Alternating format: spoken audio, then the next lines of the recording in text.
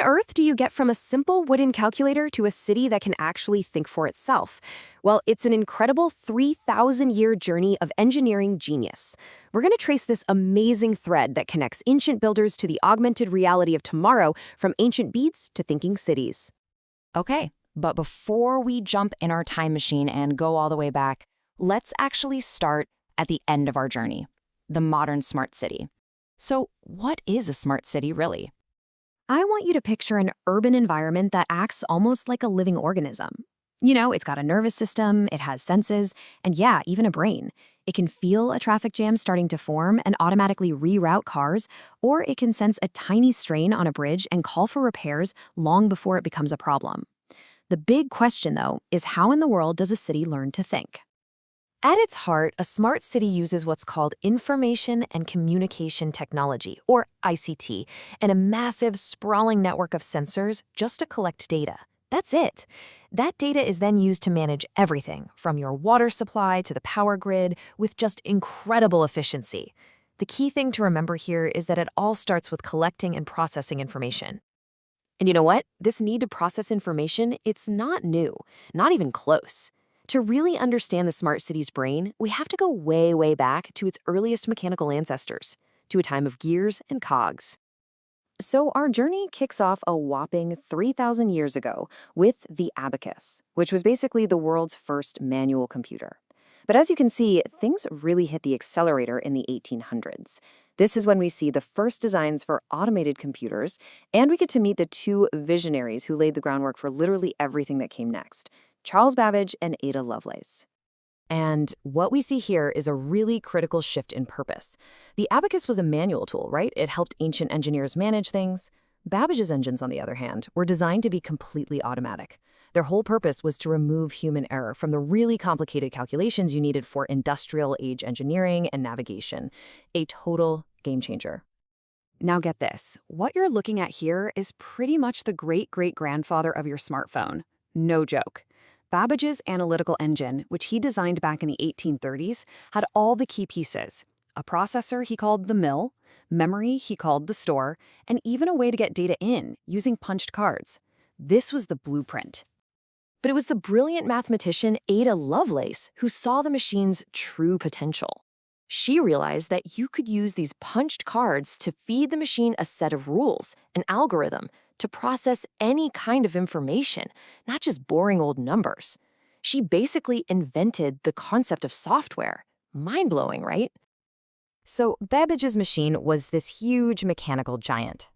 The next great leap forward was figuring out how to take his ideas, power them with electricity, and shrink them from the size of a room to something that could actually fit on your desk. And when I say room-sized, I am not exaggerating. I mean, look at this thing. Back in the 1940s, the ENIAC computer weighed 30 tons. 30. It was just this behemoth of vacuum tubes and wires. It was a critical step, for sure, but yeah, you're not going to be running a city with one of these. So how did we shrink it? Well, it all came down to three revolutionary inventions. First, the transistor in 1947, which replaced all those bulky vacuum tubes. Then, the integrated circuit in the 1960s, which let us cram thousands of transistors onto a single tiny chip. And finally, a totally new way for us humans to interact with the machine. And that brings us to this guy, Douglas Engelbart, and his little invention, the computer mouse. This little device unlocked the power of the graphical user interface, or GUI, and suddenly you didn't need to be a coding genius to use a computer. You could just point, click, and create. This innovation directly led to tools we now take for granted, like computer-aided design, or CAD, which totally transformed engineering. All right, so let's recap. We now have powerful, accessible computers. The next logical step on our journey to the smart city was to connect them all together and give them senses. It was time to weave the city's digital nervous system. A smart city just can't exist without a network. All the parts have to be able to talk to each other. And that network story began back in 1969 with ARPANET, a military project that eventually, grew up and evolved into the internet we use every single day. This is the city's nervous system, the thing that connects every single component. But a nervous system is pretty useless without senses, right? And that's where the Internet of Things, or IoT, comes in. We're talking about billions of tiny, specialized sensors that are embedded in our roads, our bridges, our pipes, and buildings. They are the eyes, ears, and nerve endings of the city, and they're constantly gathering data. But having all this raw data isn't enough. It's just noise. You need a brain to process it all, and that brain is artificial intelligence. Modern AI uses what are called neural networks, which are actually inspired by the human brain, to take all this sensor data, fuse it together, and find the patterns that matter. It's the thing that turns all that noise into true understanding. So let's look at how this actually works. You might have a piezoelectric sensor on a bridge that's just measuring vibrations. The AI analyzes that data constantly and can predict a potential structural failure weeks in advance. Or you've got inductive loop sensors in the road detecting traffic flow, which lets the AI adjust traffic lights in real time to ease up congestion. The point is, it's predictive, not just reactive. And all of this brings us to today, where engineers are taking this entire history, everything from Babbage's logic to the city's AI brain, and creating completely new ways to interact with our physical world. The next big evolution is augmented reality.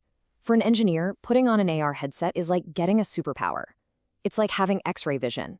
It overlays all that invisible sensor data directly onto the physical world right in front of their eyes. So let me just walk you through what this looks like. An engineer arrives on a street. She puts on her headset, and boom, she instantly sees a glowing 3D map of all the water pipes beneath the pavement. The system, which is connected to leak detection sensors, highlights a faulty valve in bright red. The repair is now super fast, incredibly precise, and causes way less disruption. This is the ultimate fusion. It's not about looking at data on a screen anymore. It's about seeing and interacting with that data right there in the real world. The digital blueprint of the city is laid directly over the physical one. And this really gets to the core of our entire journey, doesn't it? When you boil it all down, the evolution of the computer has always been driven by the need to solve real-world engineering problems. You know, whether it's the simple beads of an abacus or the complex neural network of a citywide AI, the fundamental goals have never really changed. We are still just striving to build things that are more efficient, safer, more sustainable, and more resilient. We've come all the way from beads on a wire to cities that can literally think. It's just an incredible story of human ingenuity. And it leaves us with one final, pretty exciting question. What's the next step in this 3,000-year journey?